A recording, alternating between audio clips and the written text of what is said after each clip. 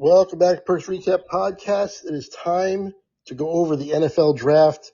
Al, we did our best predictions we can give for the draft, but there was a ton of trades, especially later on.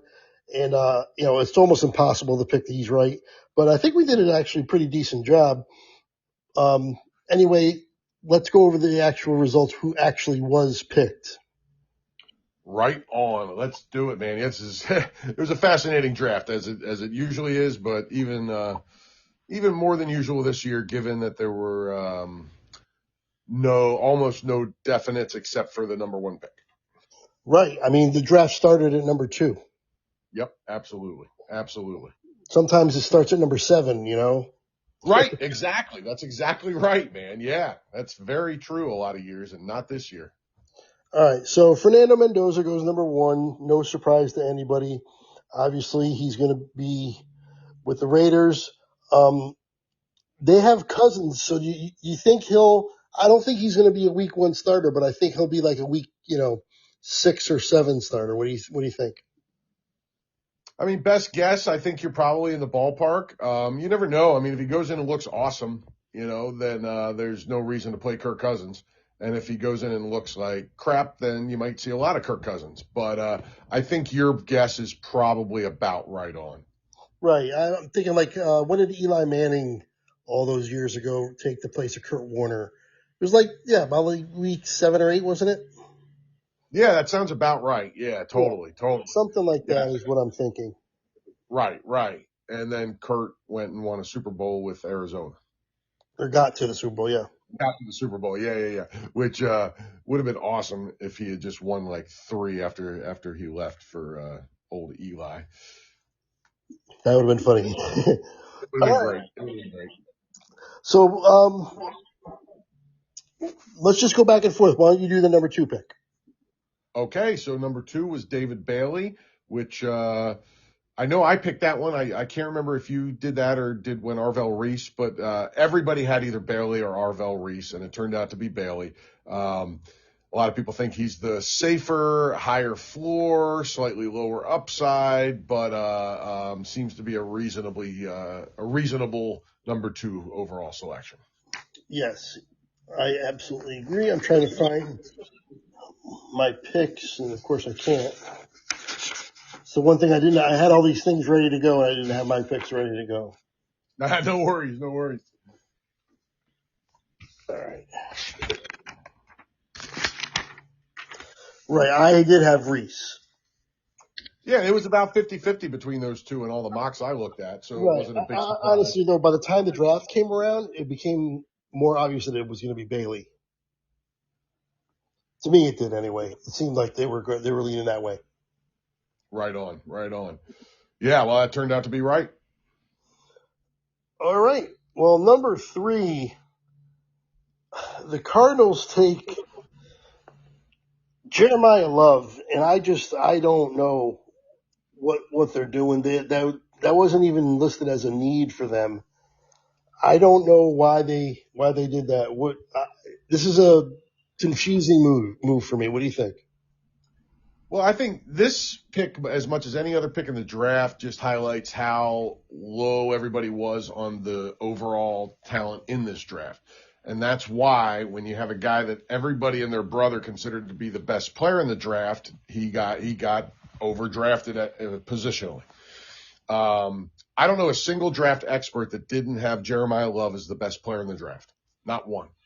And so that's how this happens. And I know it wasn't listed as a need, and I understand why, but their 2 running backs right now, their 2 main running backs are James Conner, who's 140 years old, and Tyler Algier. I don't think you're not drafting. I mean, listen, we can debate all day long about whether it's worth taking a running back at number 3, and that's a legitimate debate. But I don't think anybody's not drafting a running back because they have an aging James Conner and Tyler Algier. Right. I mean, my position on it was if Reese is sitting there, I thought they would have taken him. Yeah, but again, it's a projection guy. I mean, Reese, this is how weird this draft was. I mean, people were talking about Reese as one of the two best pass rushers in this draft, and the dude had 6 sacks last year. He's a projection, and he's a really interesting projection with a lot of talent. But, guys that get drafted in the top 5 are usually guys who not only test off the charts, but produced in college. And he was one of those, not a producer. Right. But I hear you. Like, listen, if you're going, if you're going the old Mel Kiper thing, which a lot of people still do, and I get it and respect it, then you're crazy for taking a running back this early, regardless. But the big caveat to that this year was that there was nobody that anybody really considered to be a slam dunk elsewhere in the draft, not even Fernando Mendoza. So there were 2 players in this draft, and we'll get to the other one later, that people consider to be a slam dunk, and Jeremiah Love is one of them. Yep. All right, let's move on to the Tennessee Titans. And this looked like another obvious spot for Arvel Reese when old Roger Goodell was walking up to the podium, but no dice. Carnell Tate to the Tennessee Titans, man. How about that? And it's not crazy. I mean, most people had him going as early as 6 to the Browns, I'd seen, or even to the Giants at 5, actually. I saw plenty of. So this is not a reach by much. It just caught most people off guard because I never saw a single mock draft put Carnell Tate on the Titans. Did you? I did not know. Yeah. So this one just had everybody tearing up their mocks. The whoever was giving away $1 million for a perfect round 1 was safe yet again. Yep. I don't hate it though. I mean, listen, you want to get some help for your young Cam Ward. I mean, Arvel Reese wasn't going to do that for your quarterback, so I get it. I mean, they have they signed Wan'Dale Robinson, who I like, but I think pretty much everybody thinks he's either a really good number 3 or a decent number 2. Right. Right? Yep. Yeah. And then they have what's his face, Calvin Ridley, who what do we expect from Calvin Ridley at this point? I don't expect much. Yeah, he gets hurt too much too. Plus, so you get he's the number 1 now. He's the number 1. Yeah, I mean, within weeks he will be the number 1. I agree 100%. And Cam Ward has to love it. I don't hate it. I mean, if you want to build around Cam Ward, give him some freaking receivers, Totally agree. All right, well, Arvel Reese, the guy we talked about a little bit already, was the next pick to the New York Giants. And like you said, he has a high ceiling. There's definitely an opportunity, a chance for this to really work out for them. But like you said too, this is not a slam dunk.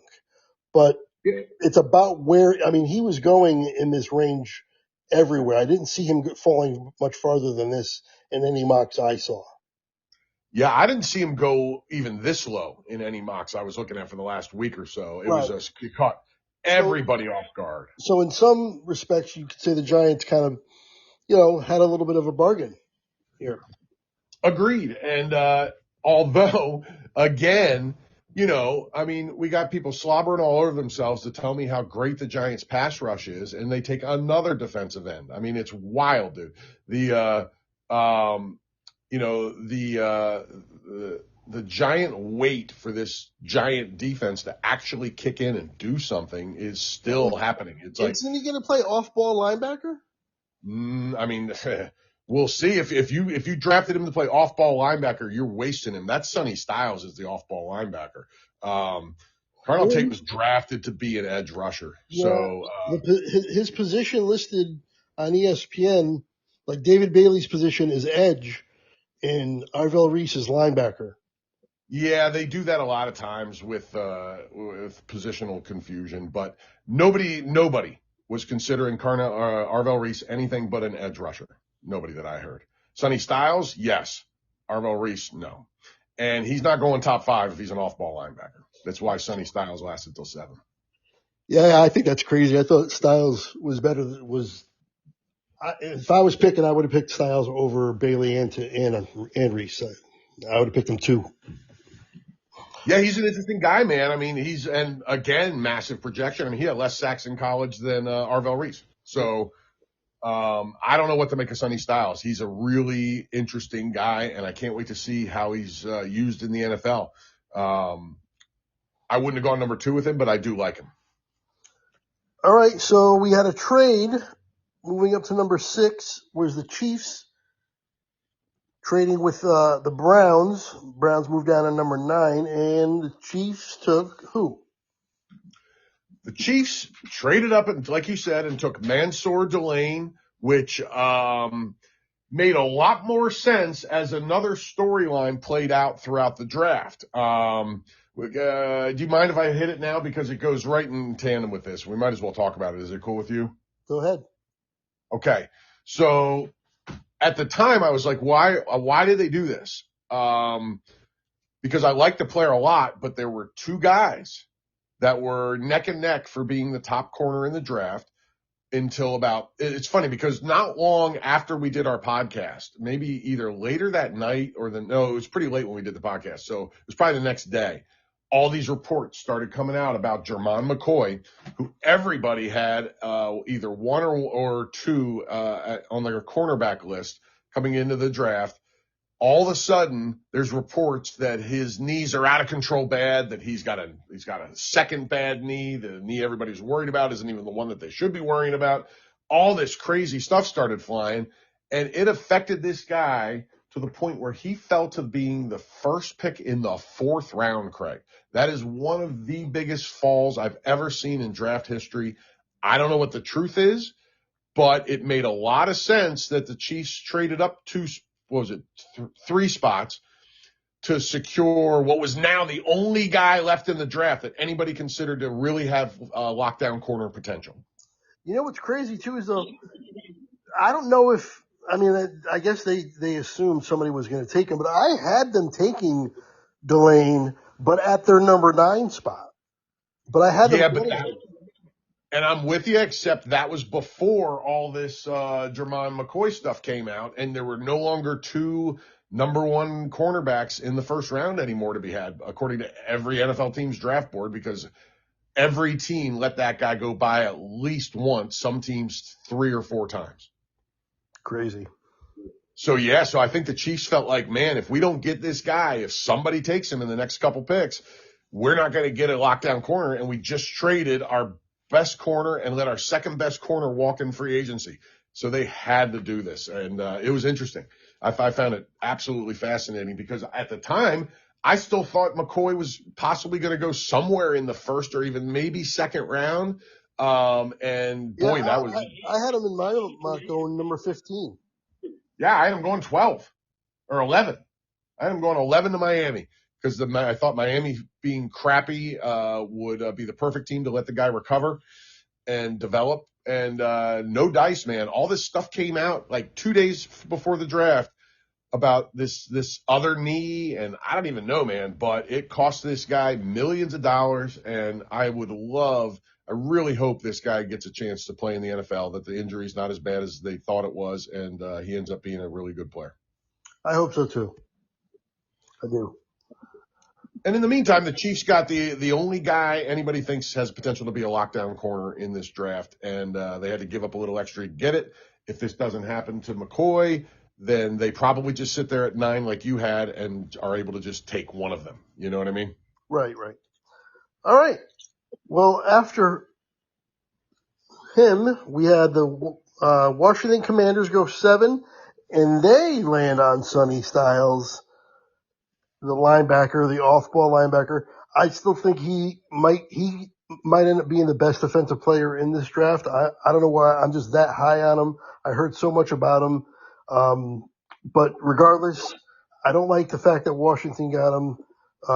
Cause if I'm right and he is that good, that he's going to be a pain in both of our butts for a long time. Yeah. No, listen, this guy's got obscene upside.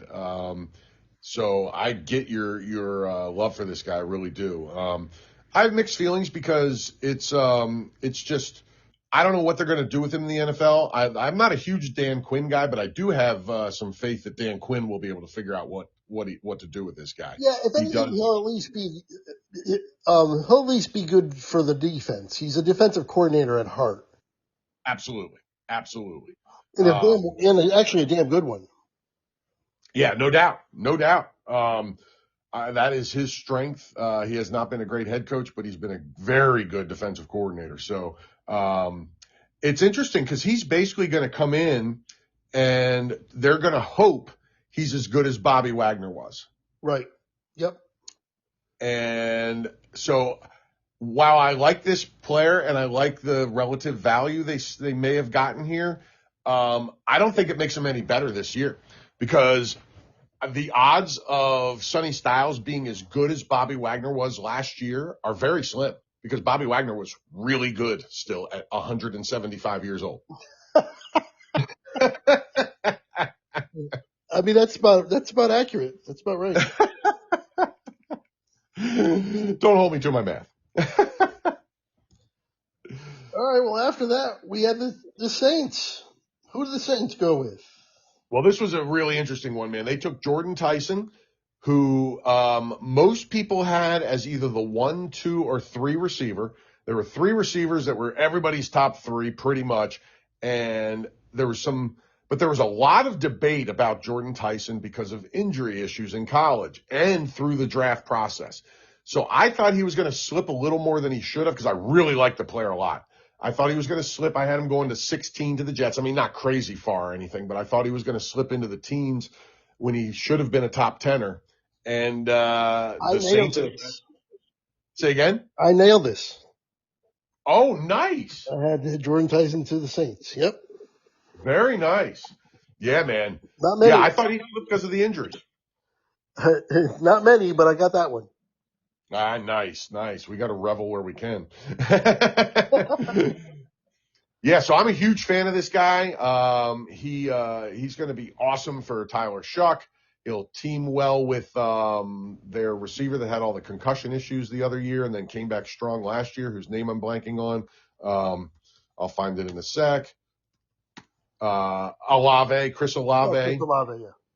Olave and this guy, Tyson, man, could be an absolutely super dynamic. Yeah, if Tyler Shuck is the real deal at quarterback, he's got some weapons, man. He really does. I love this for them. And I really liked what I saw from Shuck last year. I'm high on him now moving forward, and this certainly helps that cause. I mean, he did it with, they had Olave and not much else last year. They traded their second best receiver, Rashid Davis, halfway through the season. Yeah, so they needed this. They needed to restock that room, and they did it with a good one. Yeah, I agree. Good call on your part, and good pick by the Saints. I love it. As long as this guy's healthy, this is good. I feel like it's a lock. This guy's going to be a really good player. Okay, do I get credit for the Cleveland in Kansas City because I didn't have the trade going down, but I got the players correct to each team? That's actually great. Yeah, man. No, I mean, listen. I had Delane going to Kansas City at 9. And I had Spencer Fano going to Cleveland at 6. Now they made the trade, but the Kansas City still got Delane, and at number 9, Cleveland got Fano. Well, I think in the $1 million pool you're not going to get credit, but in my world you do. But I tell you what, the offensive tackle, they're I don't know, their quarterback room is such a mess, and there isn't anybody to take right there, so you might as well at least start protecting them. Listen, it's a super solid pick. The only surprise was that a little bit of a surprise was that Fano was the first tackle off the board. It was going to be between him and the next guy, and I think most people had the other guy, but Fano was right there, so it wasn't stunning by any means. Yeah, I had the other guy going number 4 to Tennessee. Yeah. Most people had him above Fano. But there's also a back issue with the guy we're going to talk about in a sec. So maybe that's why Fano ended up going over him for the Browns. And it wouldn't be a terrible move on their part to not take the guy with injury issues. Well, that next guy is, go ahead. Oh no, that's my guy. It is Francis Mauigoa. Offensive tackle goes to the New York Giants. So the Giants, with their 5 and 10 pick, get a good defensive player and a good offensive lineman. They kind of went, rather than going heavy on one side or the other, they kind of went both. And, their offensive line has always been an issue. Got a little better last year, and if this guy pans out, it might even be a little better this year. So I don't, I understand the pick completely. I get it. Listen, if these two picks pan out, it's a good draft. I think it's still a little bit of a weird draft because it seems like they do nothing but draft defensive ends and tell us how awesome they are, and then just keep taking more because those guys aren't producing. But Arvel, Reese, I like. Micaia, it's kind of funny. The Giants took the guy with injury issues after dealing with Andrew Thomas for the last 4 years. Because they have a guy, first-round talent, who can't stay on the field, and they may have just drafted the sequel to that book. Right. Yeah, they could have. I hope not. I don't root for anybody's injuries, certainly not Mr. Micaia. But I think the G is pronounced as an N. I think it's Maui Noah. Oh, you're right. Because my eyeballs were popping out of my head about that. So yeah, you're right. Maui Noah. And he's Samoan. He's Samoan. So I'm wondering, since all the Samoans are related, I'm wondering if he's related to The Rock. That's awesome. I'm sure he's somehow tied into that family. They all are. He's going to show up as in a Samoan tag team at some point. Yeah. The Samoan dynasty. I love that, man. So yeah, listen, the Giants draft is really interesting. It could be huge, but there's some big ifs with this draft to me for the Giants. I wish we had Brandon with us today. Shout out to our bud. Because I'd really like to know what he thought about this. Yeah. It would be nice to see. I'm sure we'll get him to, we'll get him the next time we have him on. We'll get him to talk about the picks. Yeah, we'll double back for it because I'm very curious. Very curious how a Giant fan feels about another edge rusher being taken and a tackle with injury issues. It's fascinating for this team. It really is. All right. We had another trade. My team moves up one spot and gives up 5th round picks for it, so not too bad. And goes out and gets what I've also heard. I know you heard that the best player in the draft is Love. I heard just as much that Caleb Downs is also possibly the best player in the draft. I heard that just as much as I heard Love. Yeah, I listen, Caleb Downs they were the clear 1-2. I heard Love a lot more than Downs, but I heard both of them as 1-2, period. I heard nobody else make a case for anybody else at 1 and 2. And the only question I have as a Cowboy is why did everybody pass him up so long? It's because of positional value, and this is why whatever you were seeing was not the consensus, because this is why Love went so much higher than him, because both of them are getting downgraded for positional value. But Love was considered such a great prospect that busted through the positional BS and got him taken at number 3, where it didn't quite for Love or for Downs. Right. Yeah, it's just strange to me though that the Giants didn't take him at 10. I thought for sure they were going to. Did you see, man? I went to see a concert that night. I remember. Yep. Yeah, I was going to see Uli John Roth, and we'll spare the listeners that conversation until the next guitar pod. But so it was the first time I didn't get to watch the draft live, the first round live in over 30 years. And so I came home trying to find replays.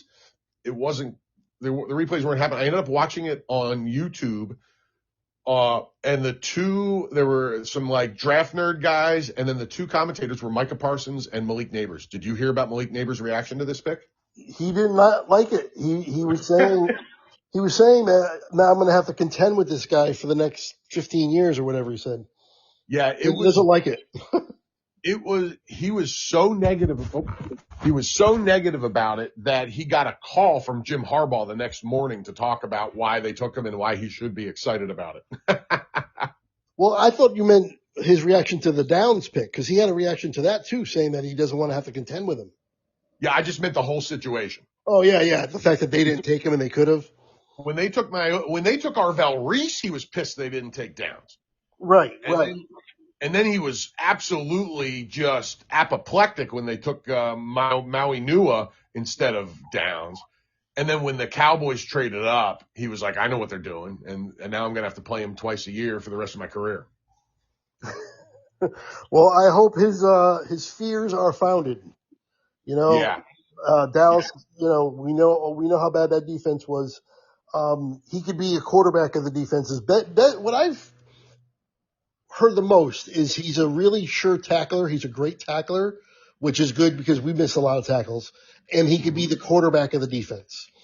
Yeah, smartest player in the draft. Yeah, so I will take all that because our defense needs all the help it can get. No, listen, man, you're not gonna. This pick is great. Now, I hate it because I'm an Eagle fan, but if I were you, I'd be ecstatic. Pretty happy with this. This guy was calling plays for Ohio State as a freshman. That's crazy. And that's Ohio freaking State. It's not like he's doing that at Toledo or North Dakota State. Wasn't he with Alabama? Say that again? Didn't he go to Alabama at first? Oh, maybe. You might be right. That I don't know. Let me see.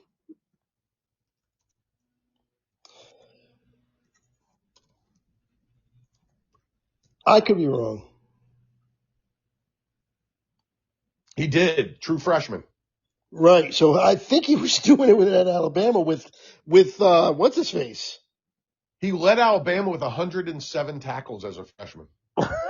Yeah, I will take this. This is a win. Yeah, listen, you should be thrilled. This is one. There's only there's probably only about 10 players that I feel really, really ultra confident about in this entire draft, and he's one of them. Yeah. I mean, just like NFL ready, Yep. All right. We are going at a snail's pace here. We move on to, all right, so Miami moves down one to Caden Proctor from Alabama, the offensive tackle. I had him going, I think in the first round, but I had him going later. I had him going number 23 to you guys, actually. Oh, that's right. Oh, no. That was TJ Parker. Hang on. You know what? I don't think I had him in the first round at all. Oh, okay.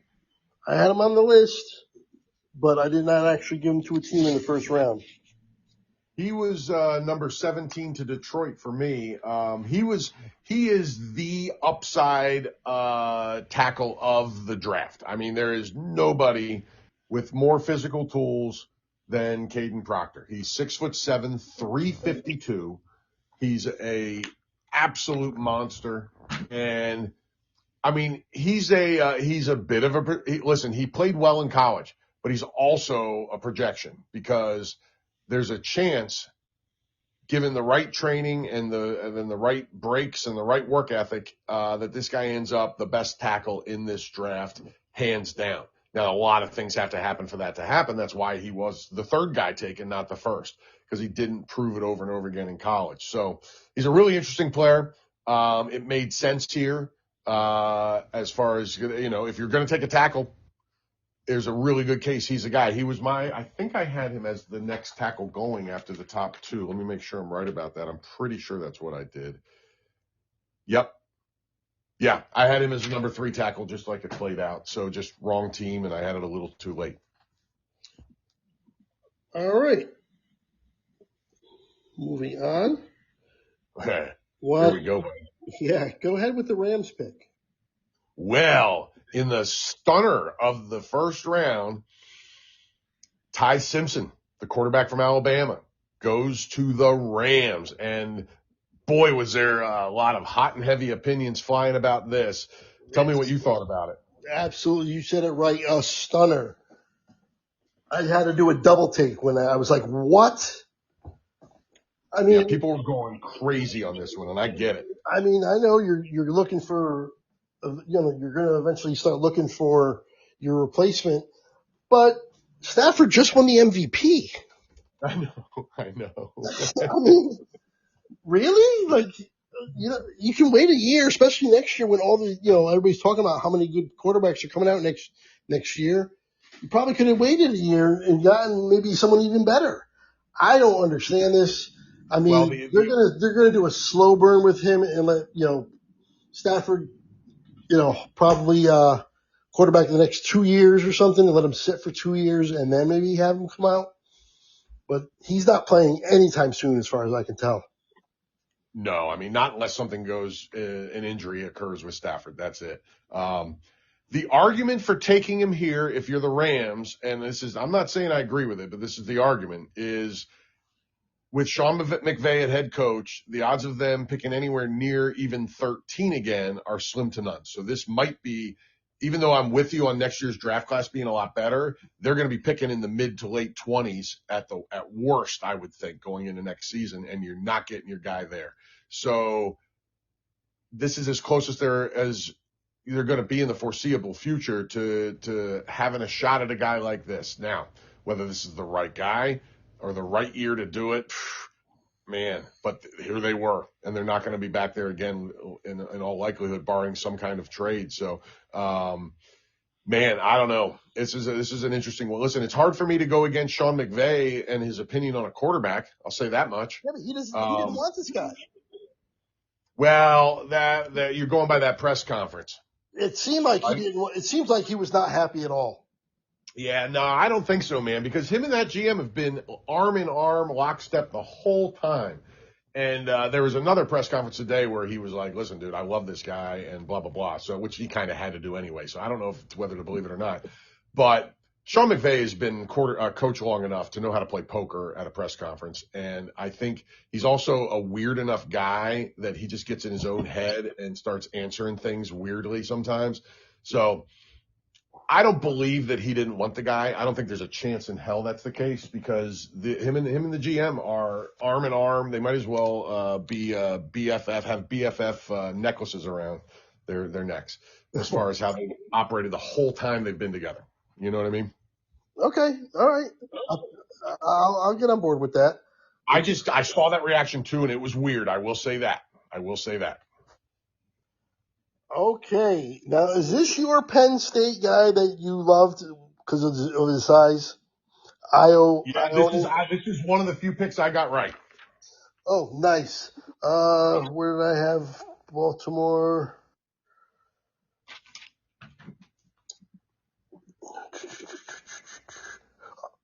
Oh yeah, no, I got him too. Nice. Yeah, Ione or whatever. I don't know how to say his name. And I'm not even going to try the first name. They're going with Vega. Okay, Vega Ione. Is this the guy though that you were like saying is an absolute monster? Yeah, he's an insanely large human being. He's huge. He's athletic. He was the clear, far and away number one interior line prospect in the entire draft, guard and center included.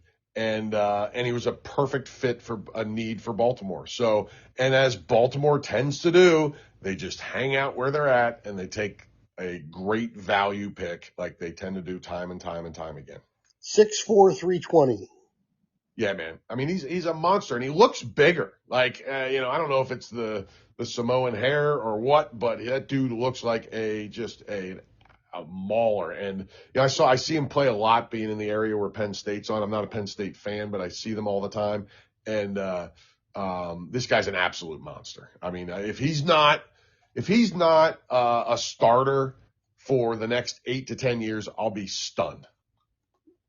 Yeah, I hear you. Yeah, and not only that, he's going to be good because they know what they're doing. Yeah, they're one of those teams you can just, like whoever they take, you're just like, oh, okay, shoot, maybe we should have taken him. Although without Harbaugh, though, maybe not. I don't know. Yeah, well, I thought the same thing when Ozzie Newsome retired, and they just because he was the guy making the picks, not Harbaugh, and they just keep doing great drafting. Yep. All right, so move on here. Oh, okay. Number 15, Miami again. I mean, they just. Oh no, it's not Miami again. I'm sorry. Number 15 is the Tampa Bay, and Yes. they got short arms, Ruben Bain. Yeah, and this was one of the big droppers. Most people had him going in the top 10 or right at the top 10, and it's not like it was horrific fall or anything, but he did fall to number 15, and Tampa Bay just sat there and got a nice player. I don't know, short arms, not short arms, who knows, man? It doesn't bother me. The dude can play, so we'll see. Yeah, it doesn't bother me either. Yeah, if he's a T-Rex, fine, but he had 9.5 sacks last year, so he T-Rexed his way to almost double-digit sacks, which is more, by the way, than both guys from Ohio State that went in the top 10 combined. Yeah. He's gonna. I don't think that's gonna be an issue at all. He can play, like you said, and he's a beast. Yeah, I think Tampa Bay got a great value here, a really great value. Okay, I thought this was a surprise. Tell them the Jets' second pick in number 16. Okay, this is where one of my favorite players in the draft went, Kenyon Sadiq, and that's a shame he went there because that place will stunt your development. Yeah, this was interesting. It makes sense. It's not like who is their tight end other than him? You know what I mean? It certainly is a need. They drafted a tight end last year, though. Who? What's his name? I don't remember. Yeah, I don't think he was a very highly regarded one. We got what is it? I'll have it in 12 seconds.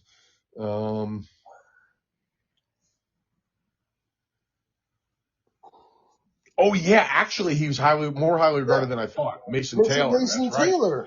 That's right. He was a second-round pick, if I remember right. Right. So what I'm saying is, whether he has panned out or not, it's only been 1 year, and you drafted him in the second round. It's not like you drafted him in the seventh round.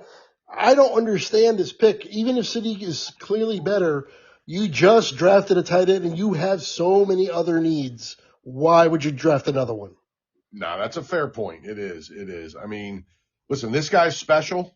So that's this is like, okay, I'll give you an example. The Raiders just did this exact same thing. And maybe this is why the Raiders are the Raiders and the Jets are the Jets. But the Raiders did this 2 drafts ago when they took Brock Bowers when they already had, and I'm going to have his name in 3 seconds, when they already had Michael Mayer, a very highly regarded second-round draft pick out of Notre Dame. They did the exact same thing. Now, Brock Bowers turned into a generational player, and I don't think anybody's complaining about it anymore. Right. So, but the thing is now at this point for the Jets, Sadiq has got to turn into that kind of player. Yeah. And listen, I think he is. I think this guy had not only was he was very productive in college, but he also ran the fastest 40 in the history of the combine for a tight end. And a 4.39 40 at tight end is insane. That is a second and a half faster than Carnell Tate. That's nuts. That's nuts. He was faster than him. He was faster than every receiver that went in the first round. I don't think there's an exception. I'm pretty sure he had a faster 40 time than every receiver that went in the first round. Yeah. Which is crazy. You know what? They might be thinking, too, they could split him outside. Yeah, he's one of those guys for sure. He can be all over the place. And on top of that, he's probably the best blocking tight end or one of them in this whole draft. And how often do you see that anymore where it comes in that package with a speed like that, pass receiving ability like that, and is a willing and able blocker? Yeah, I had Sadiq going all the way down to number 27. I think I said it at the time that I had him too low, but I had him at 27. And my buddy texted me about seeing him going to the Eagles a lot in mock drafts the day after the 40. He ran that 40 at the combine. I said, you can forget that right now. After that 40 time, there's no chance he makes it to 23. So I would have been surprised if he lasted any. I had him going to 19, and I thought that might have been too low. I'm surprised, honestly, he didn't go a little higher even. Now, the way the needs and the board played out, it's just the way it went. But just from his ability and that dang 40 time, I'm surprised he didn't go top 12 or 13. Yep. Okay, number 17. Blake Miller goes to Detroit. Another offensive tackle. He was, I had him going. I saw him ranked a little higher than some of the other ones. But regardless, you know what, Detroit, they needed O-linemen. They were, as far as I know, that was a big need for them. Yeah, that was their first need, was offensive linemen. So I'm not surprised at all by this pick. Yeah, they lost their starting tackle from the last few years. They're going to move. They have one of the best tackles in the game, whose name I'm blanking on right now. Of course, I'll find it. But they're going to move him to left tackle after playing right. Taylor Decker either retired or went to another team. I think he retired, and they're going to move their current right tackle to left tackle and play this guy at right tackle because he played 52 games at right tackle in college. Okay. This is the guy that has been battling Lane Johnson for best tackle in football for the last 4 or 5 years. Penny Sewell. Oh, yeah, Penny Sewell.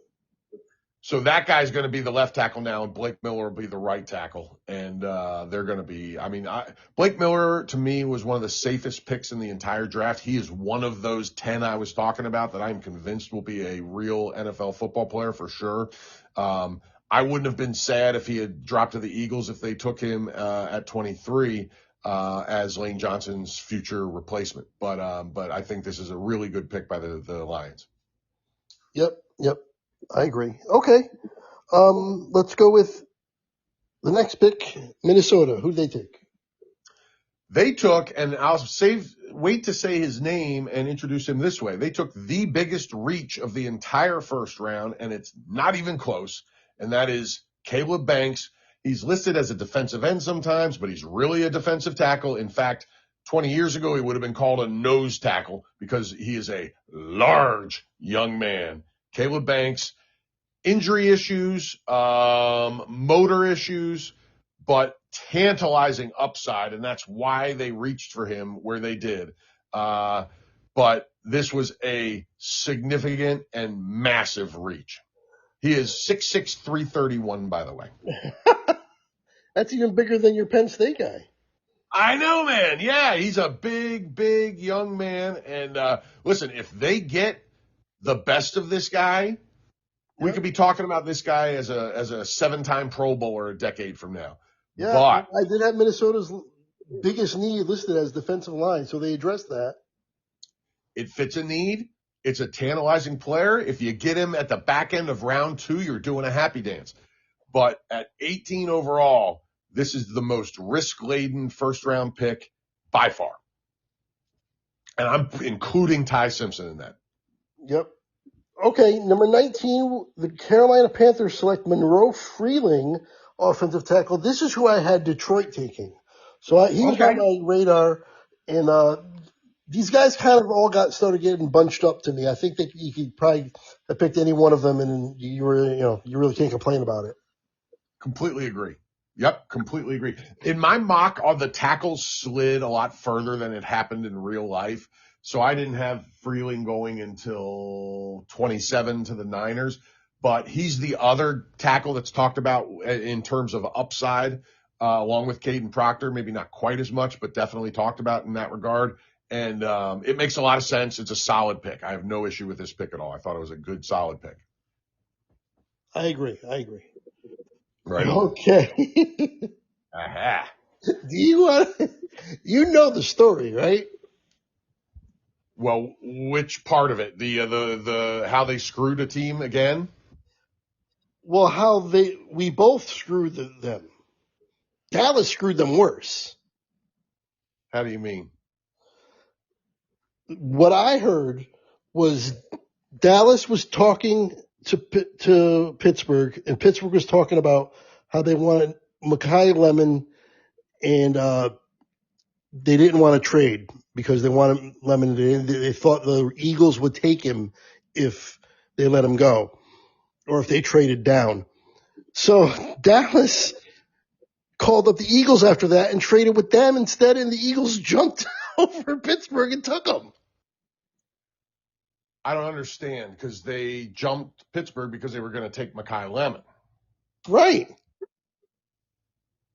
So where's the screw job by the Cowboys? Because after they heard that Pittsburgh was taking him, they called you guys to jump them because they knew you guys wanted him.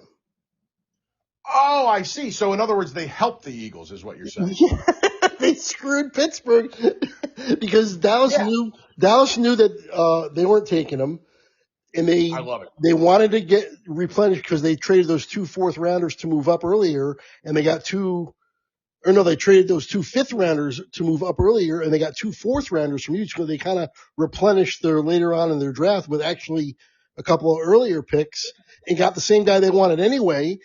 And in the process, they completely. I heard that Pittsburgh was literally on the phone with him when he got the call from the Eagles. They were. It's one of the most replayed moments of the entire draft. I've seen it 1,000 times since it happened, where Micaia Lemon is on the phone with Pittsburgh, getting ready to get drafted, and the Eagles trade up. And it took them. I heard an interview with Howie Roseman. It took him a couple minutes to get Lemon on the phone because the Steelers were on the phone with him. And finally, Roseman was like, "Dude, get him on the phone. We're taking him. The Steelers aren't going to be able to do it." I think, we both kind of fucked over Pittsburgh.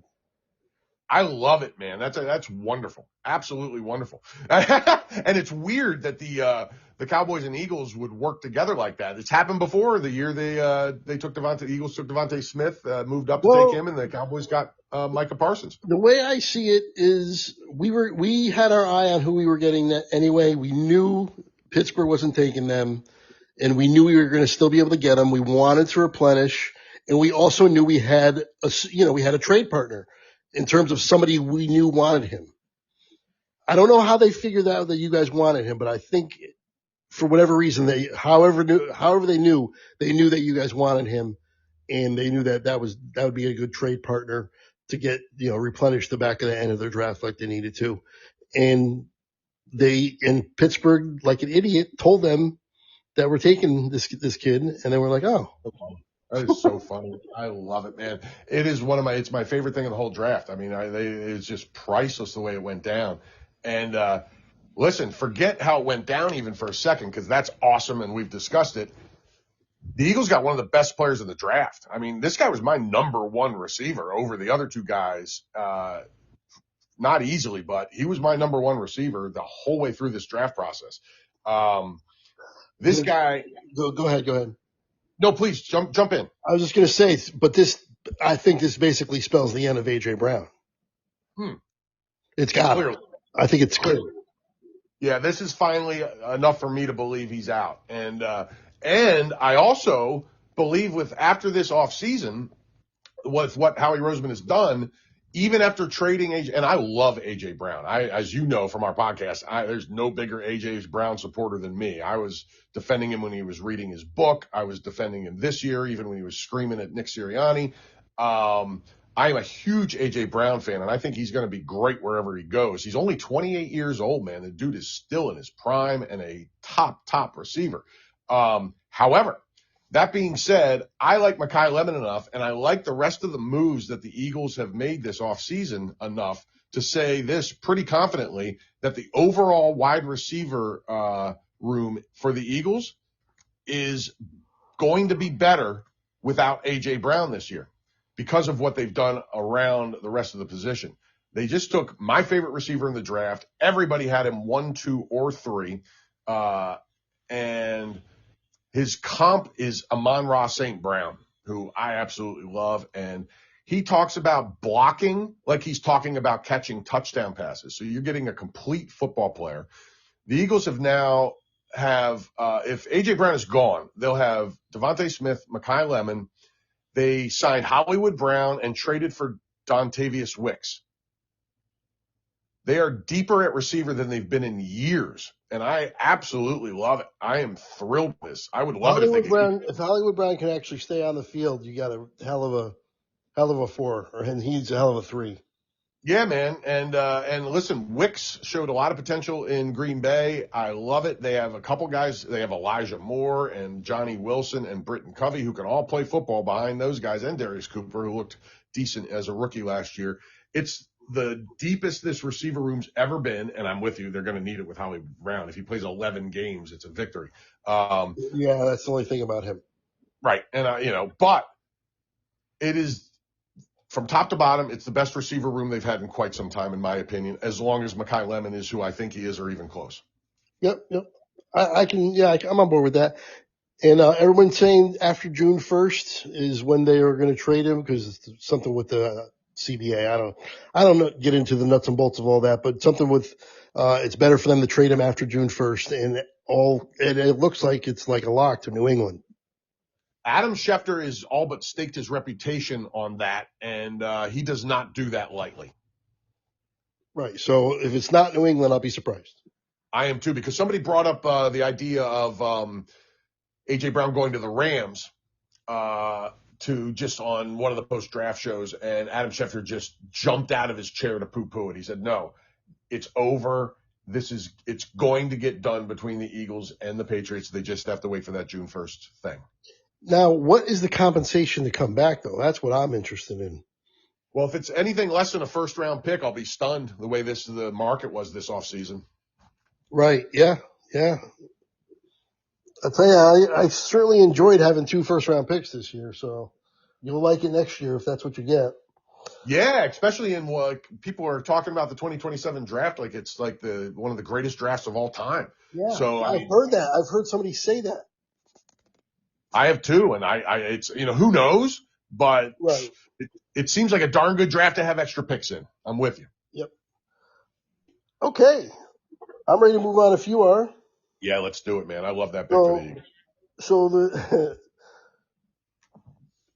So the Steelers get Max Einacker from Arizona State, another offensive tackle. He was on my board, but I did not have him going anywhere. He didn't make my actual 32, but I had him listed in there. So that's where they pivoted to on the fly, obviously, because they thought they had Lemon. They were on the phone with him, so they had to go quickly. But no harm in helping the offensive line, and also if old man Rodgers comes back, you're going to need all the help you can get, and if he doesn't, you're going to have somebody back there who's probably not that good, and you're going to need all the help you can get. So regardless, no doubt. Yeah, this guy, I had him going 31 to the Patriots. And again, my tackles were all skewed low the way I did my mock. So this is about right for him. A lot of people had him going to the Eagles before they traded up because they were originally at 23. So this is the right area. This is another big traits guy, high upside guy. Not quite as proven as the other guys that went ahead of him, but a lot of people really like this guy.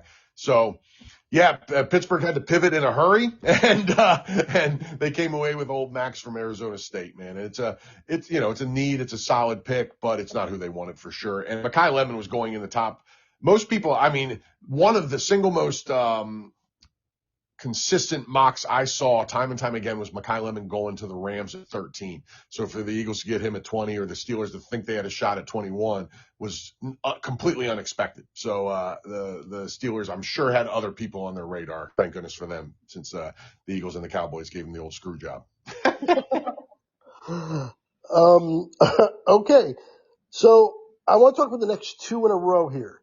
Because you would think, oh no, Dallas picked an edge, but they got Malachi Lawrence at 23, and the Chargers at 22 right before them got Messidor, who is also an edge.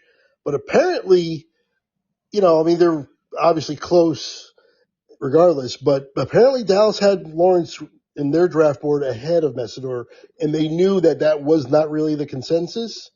So they knew they were going to get that Lawrence kid, and that's who they wanted anyway. That's why they made the trade with the Eagles. So they got their guy, Lawrence, even though an edge rusher went right before the Messidor. They were not taking that kid. I don't know why. I don't know what they saw that everybody else didn't, or maybe they're just wrong. But regardless, they wanted Lawrence over Messidor.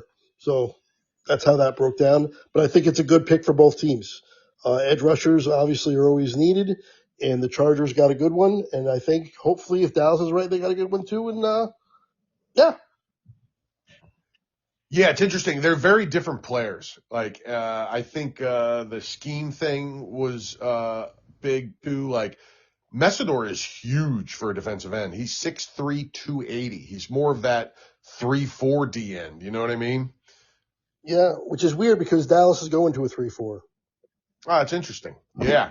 Well, they drafted a guy who would be a prototypical 4-3 DN. But I'm sure, listen, everybody does multiple things anymore. Nobody's just any one D. So I'm sure they have a reason for thinking that he fits. And, I like both guys about the same.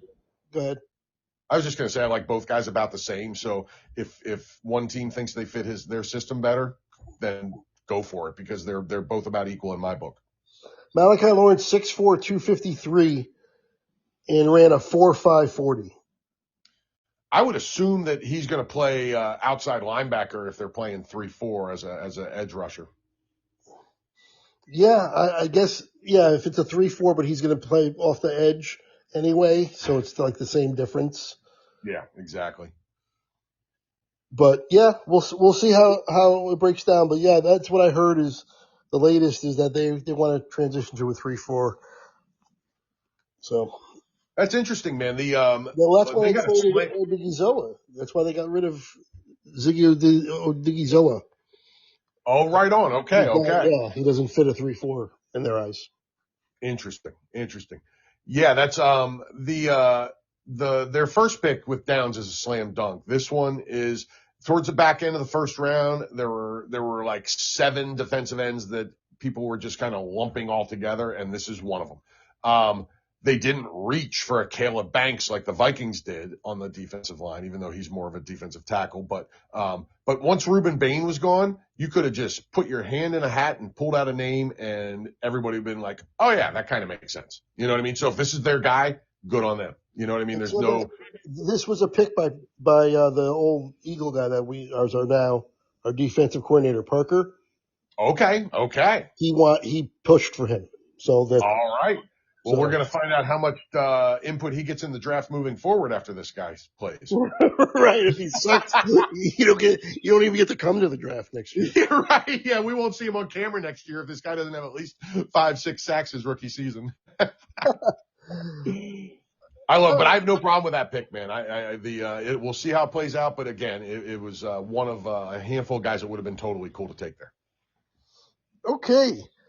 KC Concepcion goes to Cleveland, a wide receiver. So Cleveland is just, offensive tackle, receiver. They have put some resources into the offensive side of the ball here in the first round. And I don't know how I feel about that because they don't have, what's their quarterback situation? Well, good luck figuring that out, man. I mean, you got Sanders, you got Deshaun Watson trying to make the comeback of all comebacks. You got Dylan Gabriel, who was drafted ahead of Sanders last year. And they ended up taking another quarterback, by the way, in the 4th round-ish, give or take, who's one of those tools guys who's super fast and they'll probably never see the field. They're just grabbing crap and throwing it at the wall and hoping something sticks, man. And it's a mess. Absolute mess. I don't think they have their quarterback of the future on their roster among any of those 4 guys. I mean, nothing against the player, but I don't see how they say that his biggest comp is Zay Flowers. I just, like I said, nothing against the player. I just don't know what this organization is doing. I don't know, man. They, listen, whoever plays quarterback, they need somebody to throw the ball to. So I don't have a huge problem with this pick. He wasn't the guy I would have taken, by the way. If I was going to take a receiver here, it would have been Omar Cooper from, Indiana. That would have been my top receiver left on the board when they took Concepcion. But Concepcion was only 2 slots down there for me. So it's not like it's awful. I don't know. The Browns have been a mess for a long time. I don't see it changing anytime soon. They're gonna have to watch all these quarterbacks fail this year and then realize they don't have one and go after one next year and hope that they can finally get going. Because I mean, like you said, that's the draft for it though, with the talent coming out next year, and they should have a high enough pick to grab a good one. I was just going to say, I think they're going to stink enough to be able to get a good one. I'm with you 100% because I do not think their future is in that room right now. Okay, guy I was considering for the Cowboys. In fact, I gave them this guy at number 20 when I did mine. It is Dylan Thieneman, the safety from Oregon, goes to Chicago. I liked him quite a bit. Me too. I had him going to the Cowboys at 12. I liked him that much. Yeah, there you go. He slips all the way to 25, which is crazy. I think it's crazy. And, I think he's going to be very, very, very good.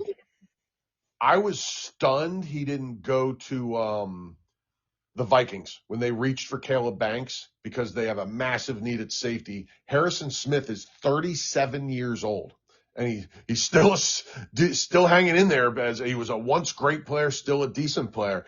But they're not super strong at the other safety, and Harrison's got about 3 weeks left in him until he retires to Florida. I mean, it's incredible that he's still playing. And so I love this guy. This guy was another one of my favorite players in the draft. He was one of those 10 I'm talking about. Love him, love him, love him.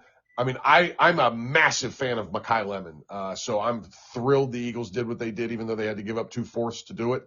But if they had stood pat and come away with Thieneman, or however he said Thieneman, I would have been I like Micaia Lemon more, but I would have been okay with it not having to have given up the picks to move up. So, love this guy. Love it for the Bears. Their defense was super opportunistic last year and starting to get towards being a really good D, not just an opportunistic D. And this guy's going to make them that much better. I love him. Well, I really like the other safety, too. I mean, Kobe Bryant is really good. Oh, they signed him from Seattle. That's right. So that's a hell of a duo. It is. It's very good. That's very good. Yeah, man. No, I love it. The Bears are a really interesting team heading into this season, and this pick helps them a lot. I love it. All right, you want to do 26? All right, the Texans, and thank freaking goodness the Texans took a damn offensive lineman, Craig. Keelan Rutledge from Georgia Tech. It doesn't matter who it is. Just get some big beefy guys in there. Give me some bodies, dude. I mean, they've just been putzing around with this position for years now. And so thank goodness. They put some resources into it in this draft. They took two linemen in the first 3 rounds. And C.J. Stroud has to be happy. Texan fans have to be happy. They finally decided to pay attention to the most important position outside of quarterback in football, and that's the offensive line. 6'4", 316. Yeah, he's a beast. He's a good player. It's not much of a projection. He was the second best interior offensive lineman on most people's boards. I didn't see a whole lot of exception to that. Some people had the one center above him, but not many, because most people value guard way higher than center. So most people were putting Rutledge as the number 2 guy. I love it. I think it's great. I mean, the Texans needed this. It's a reasonable pick for the position they were at. They didn't reach. It makes perfect sense. It's one of the most perfectly sensible picks in the whole first round. Totally agree. Okay. Number 27 was Chris Johnson going to Miami, the cornerback. I mean, I think that's a fine pick. I had him going right in this range anyway. I didn't know if Miami really was in a cornerback need. I mean, they're kind of a mess, so I kind of thought they needed other things. Well, I'm looking at it. It was their number 2 need was cornerback, so I guess it does fill a need. Kind of Just for me, it's like a ho-hum kind of a pick. I don't know, what do you think? Yeah, listen, it makes sense. It's if you're going cornerback there and it is a need, this guy was a fast riser the last couple weeks of the whole process. There were several guys I saw going in the first round in this kind of position early in the draft process that this guy ended up vaulting over the last few weeks. That's including Colton Hood, Cisse, Brandon Cisse, Avion Terrell. Those three guys I saw going at the back end of the first round a lot until about a month ago. And then this guy started working his way into those projections where the other guys were starting to work their way out. And so I'm not super educated on this guy. He plays for San Diego State, which means I saw him play exactly 0 times. But people are high on him. It's a need.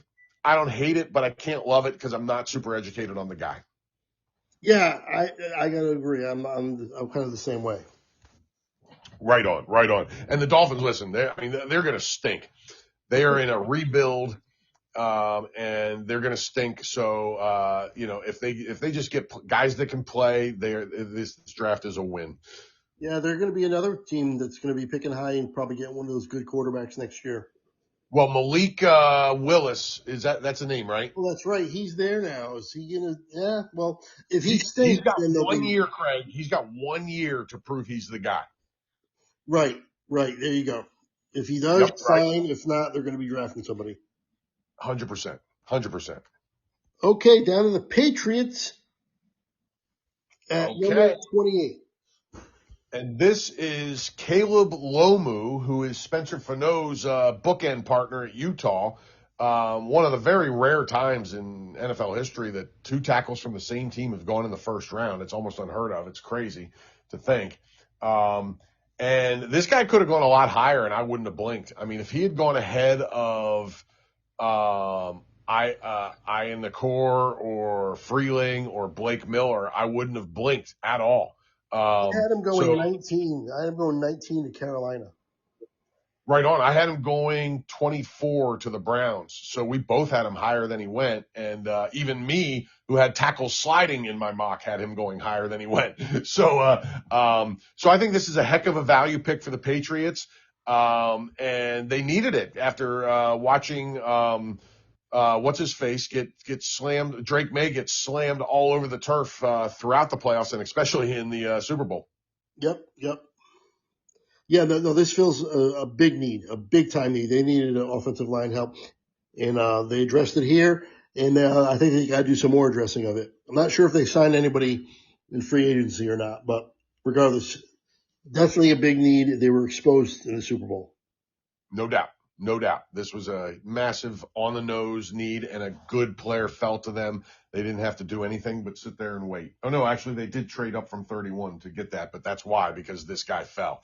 So, that was a smart move up to secure, a dude they needed who had fallen some. Yep. Okay, so Buffalo traded 5,000 times right out of the first round. They sure did. They moved down, then they moved down, then they moved down, and they moved down some more. Where the dust all settled, Kansas City had the 29th pick. They took Peter Woods, defensive tackle.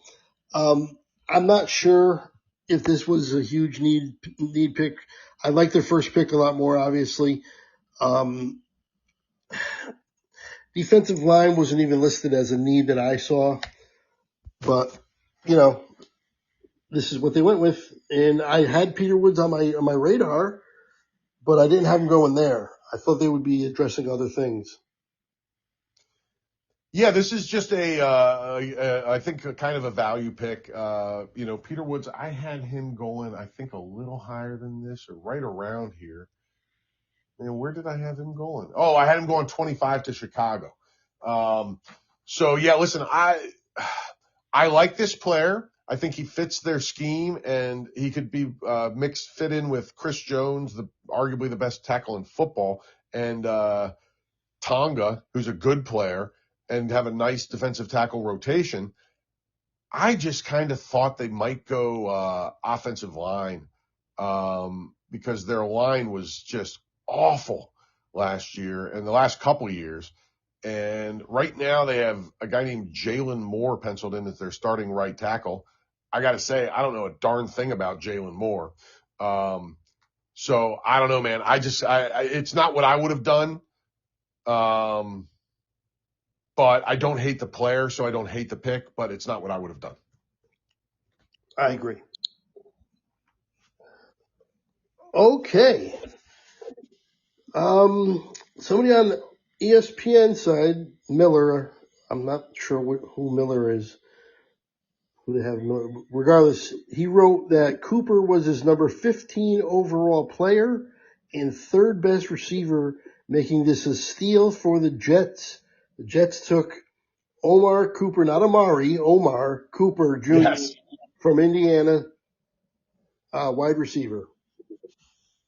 I love this pick for the Jets. The tight end pick of Sadiq was a little bit of a head scratcher given they took the second rounder last year, although I love the player, so I don't hate the pick. But this is not a head scratcher. A lot of people had him. Listen, that guy's on a bit of an island, not having this guy at number 3. I'd like to know which one of everybody else's top 3 he didn't have in the top 3 between Tate, Tyson, and Lemon. Thank you. But so, I mean, he loses a little credibility with me right off the bat, but I do like this player a lot. He was my number 4 receiver ahead of Concepcion, who went 6 picks earlier. So I like it a lot for the Jets. This is a nice guy to throw in the mix. They're going to have some serious offensive weapons on that team next year. And when is the last time we said that about the Jets? Yeah, I mean, that's a nice duo as long as Wilson is back to being himself. And, yeah, with this guy, they've got some stuff. And then now the tight end too. Yeah, they've got, and they kept, the running back. So yeah, they're looking good. It's just, they got Geno at quarterback. So that's going to be a disaster, chances are, but we'll see if they can, get a quarterback next year and maybe get moving. Yeah, and I was not so quick to say Geno's going to be a disaster. He was really good for the Seahawks for a couple of years and then went to arguably the worst organization in football and sucked, but so does everybody else when they go there. Right, but so does everybody when they go to the Jets, too. I know, and that's the perfect answer to what I said.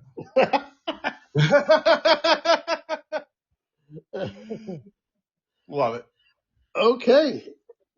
Oh, by the way, the Jets traded to get moved back in to have their third first-round pick, which is pretty cool. That means next year that means 2 years in a row they're going to have 3 first-round picks.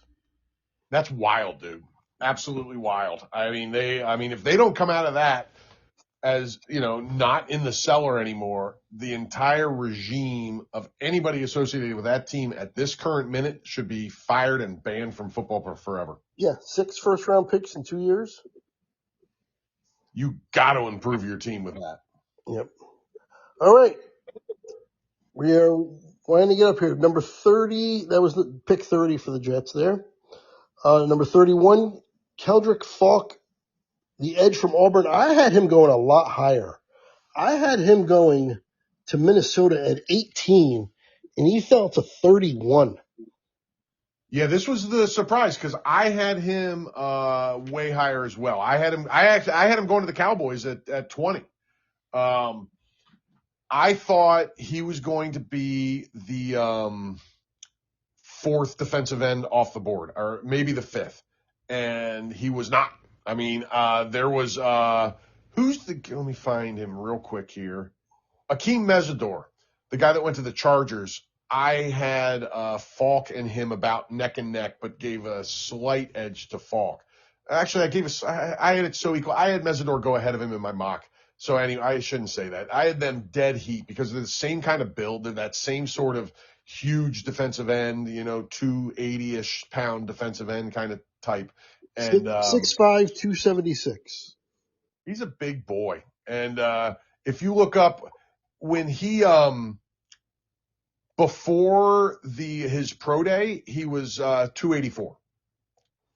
Yeah. So he got in the sweatpants in the sauna and put on the garbage bags and did some weight cutting to look better for his measurables, because he's a little bigger when he was playing than that. So anyway, regardless, I like the guy. He slid more than I thought he would. This is a nice value pick, man, for the Tennessee Titans. Robert Saleh, the new coach there, had players like DeForest Buckner and Eric Armstead during his run as San Francisco's defensive coordinator, and he said Kendrick Falk is like a clone of Eric Armstead. Yeah, this He's is going to exactly. play that That role. makes perfect sense. He's going to play that Perfect role. sense. Yeah, he is one of those just gigantic men who some people just don't know what to do with. But Saleh does. I mean, he's looking forward to the opportunity, and I love that, man. I love coaches who can figure out what to do with guys that can play, as opposed to saying, he doesn't fit my scheme, so send a good player to somewhere else. That drives me. I listened to that with the Eagles for years when they were a strictly 4-3 team, and they wouldn't deal with anybody that was that didn't fit the mold of a 4-3. It drove me absolutely bonkers, and I love that Salah's not that guy. Yep. Okay, so the last pick, the world champs, Seattle Seahawks, take Jadarian Price, 5'11", 203 from Notre Dame, running back, to replace the running back they lost. The Super Bowl MVP. I know. I'll get it. Jeez. We stink, man. Kenneth Walker the third. Kenneth Walker. Thank you. Yeah, very entirely different player, but absolutely a direct result of him leaving the team for sure. Yep. Yeah, I mean, like you said, direct need. They created a hole, and the prevailing thought in the NFL is you can fill running back probably the easiest. And they still made a first round pick out of this guy. So I think they're going to be depending on him. Yeah, it's an interesting pick, man. Listen, he's not a bell cow. He's not Kenneth Walker at all. He is 5'11", 209. He's a pass-catching running back. He's electric. And it's going to be really interesting to see how they deploy him and Charbonnet, because neither of those guys seem like bell cow. I mean, certainly Charbonnet after a couple injury-riddled first couple seasons in the NFL, and nobody was looking at Price as a full-time running back coming out. So he's electric, and I like him a lot. But it's interesting because they have two kind of electric dudes that nobody thinks is a bell cow as their top two running backs now. So I'm really curious to see how they end up getting used. But I like the player. I think he's going to be good in the NFL, and maybe he'll be able to do. I mean, nobody thought very few people thought Jahmyr Gibbs was going to be able to do what he's doing as far as being a bell cow. And they just let David Montgomery walk because, or they traded him actually, because Gibbs became exactly what everybody thought he couldn't. So maybe the prevailing opinions are wrong about this guy. We'll see. But either way, I think he's a good player. You can debate the value, but good player. Gibbs literally is like probably a top 3 running back in the league. Yeah, you can make Casey's number 1. I mean, he's right there now. I mean, he is, and now he has a real chance to grab number 1 this year since he's the guy, period. Absolutely. And I love him too. I love the player. He's, you get him on your fantasy team, you're going to have a fun season. Yeah, that's for sure. I agree 100%, man. Interesting 100%. Comp that I see for this kid, this running back Seattle just took.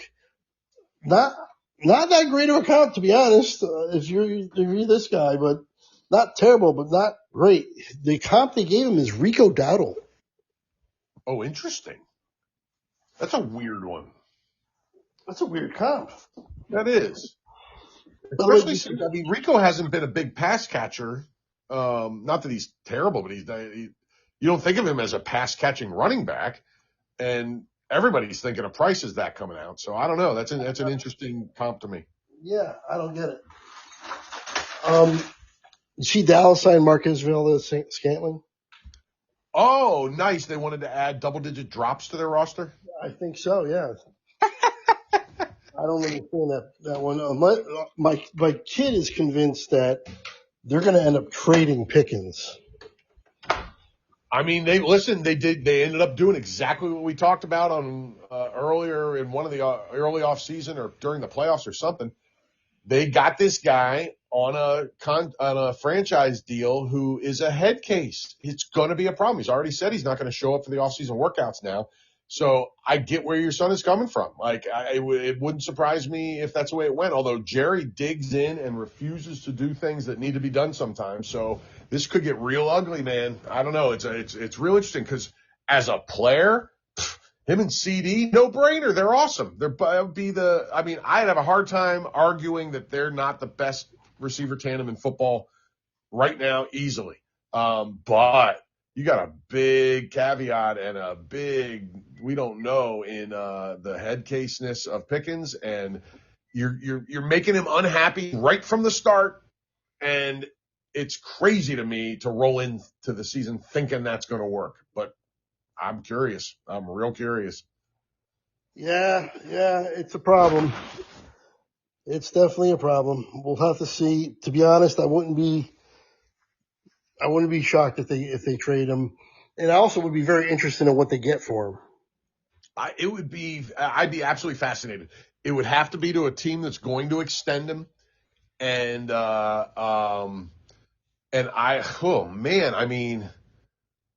literally, the Cowboys gave up what, a fourth rounder or something for him last year? He played like a first round. He was unbelievable. Exactly. Well, and then he became a monster. He became the guy everybody knew he could be when he was in Pittsburgh, but it just didn't work out. And, I don't think you get A.J. Brown compensation for him because he didn't do it for as long, but, and he's a notable, like, long-term head case. But if you get anything less than a second rounder, I'd be surprised. Yeah, I would definitely, that's what I'd be expecting, like a second rounder. Unless you trade him to somebody who's going to be good and you get a late first rounder. Yeah. Which I'd be very surprised if you can get a first rounder for Pickens because of his history. But, and just the fact that he only, like A.J. Brown put up like 5 great years. Pickens put up 1. You know what I mean? Yep.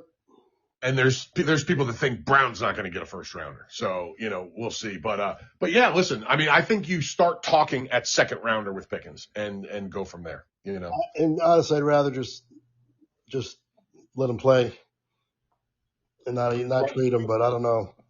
He might become a real problem if we don't extend him. We're not extending. They have been firm on that. They are not extending. They're not even talking about his contract at all.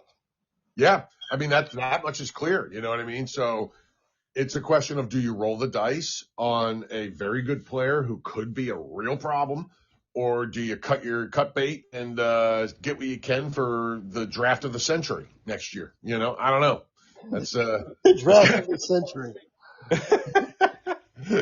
The hype has begun. Wow. All right. Well, we have gone over the first round. We only got a few right, but we had, no huge surprises. A couple surprises, but nothing crazy. And overall, it was a fun night. I'm happy with the Cowboys draft. I'm really excited about Downs, see what he does, and the rest of the defense and how it plays out. I'm sure you're ecstatic about the Eagles. Now you got Lemon added into that receiver room. Yeah, big time, man, big time. The only other thing I wanted to mention about the Eagles and at all is they took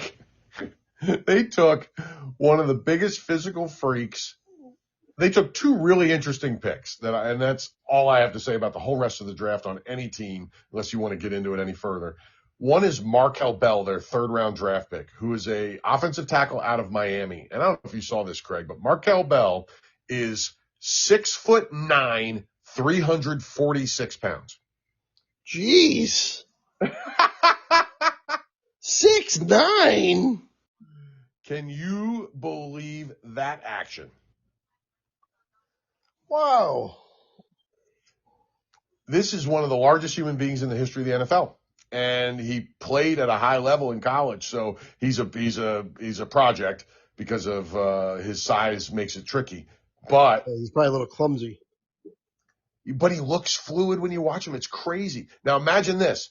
If he ends up panning out, which is a big if, but if he does, you have Markel Bell at 6'9", 346 as your right tackle when Lane Johnson retires, and Jordan Mailata at 6'8", 365 at left tackle. Yeah, you're good on your tackles. Unbelievable, dude.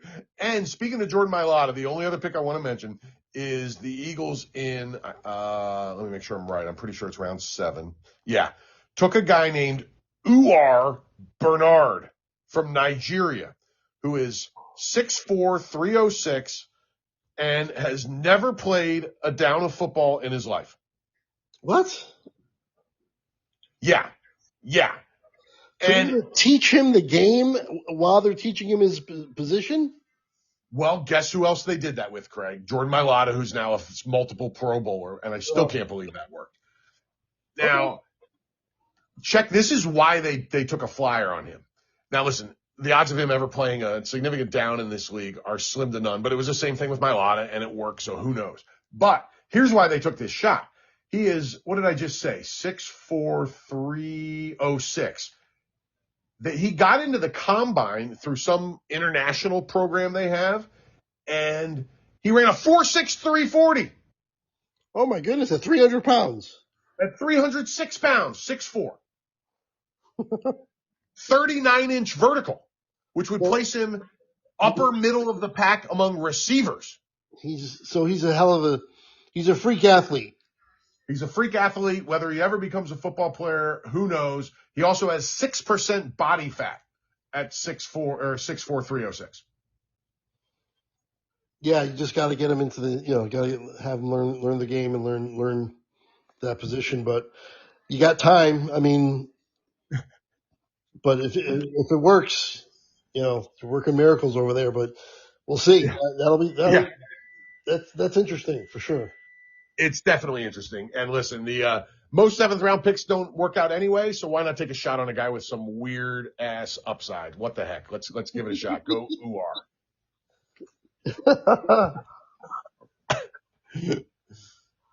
All right. So how was Uli John Roth? Real quick, we got about 3 minutes.